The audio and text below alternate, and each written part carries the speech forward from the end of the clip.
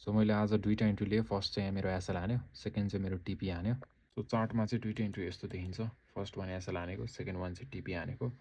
So first one breakdown गर्नुपर्दा चाहिँ यहाँनिर 9:30 को ओपनिङ भयो, मार्केट तल गयो। त्यसपछि यो मुभ स्टार्ट हुने बित्तिकै यहाँनिरको change in state of delivery अनि यो इन्भर्स फेयर भ्यालु ग्यापमा ठ्याक्क मैले इन्ट्री गरेको थिएँ। यो 5 मिनटको लोमा, यहाँनिर 5 मिनटको लोमा स्टप लस राखेको थिएँ। इन्ट्री गर्ने बित्तिकै मार्केट एग्रेसिभ रिभर्स हुन थाल्यो। अफकोर्स स्टप लस पनि हान्यो। मार्केट यतातिर हुँदाखेरि मैले चाहिँ अब सेल हुने लजिक पनि एउटा भेटिसकेको थिएँ होइन, मोडल। सो त्यसले गर्दा चाहिँ मैले यहाँनिर जब यो मुभ भयो, खास यो चेन्ज, यहाँको चेन्ज इन स्टेट अफ डेलिभरीमा इन्ट्री लिन्छ सोचेको थिएँ, तर यो चेन्ज इन स्टेट अफ डेलिभरीमा मैले इन्ट्री गरेँ। अनि देन मार्केट एग्रेसिभ तलतिर त गयो। विथिन फ्यु मिनट्स मेरो टिपी हाल्ला जस्तो भएको थियो, विच इज 4 आवरको इन्भर्स फेयर भ्यालु ग्याप होइन।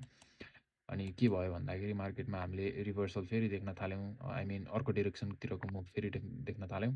सो यहाँ मार्केट धेरै बेर यहाँनिर कन्सोलिडेट पनि भयो होइन। अनि स्टप लस लगभग हानि नै सकेको थियो होइन। मोस्टली लाइक मोर लाइकली मेरो स्टप लस हानि नै सकेको थियो भनौँ होइन। त्यसपछि चाहिँ यहाँनिरबाट मार्केट तलतिर गयो, रिट्रेसमेन्ट लियो, फेरि तल गयो अनि अफकोर्स फाइनल्ली मेरो टिपी चाहिँ हान्यो। केस अफ दुई इन्ट्री चाहिँ त्यस्तो बवाल पनि छैन होइन। अलिकति सेकेन्ड इन्ट्रीमा चाहिँ अलिकति रस्ने भएको हो। टिपी हाने पनि it is not that much perfect model अथवा चाहिँ पर्फेक्ट इन्ट्री एक्जिक्युसन गर्ने तरिका होइन।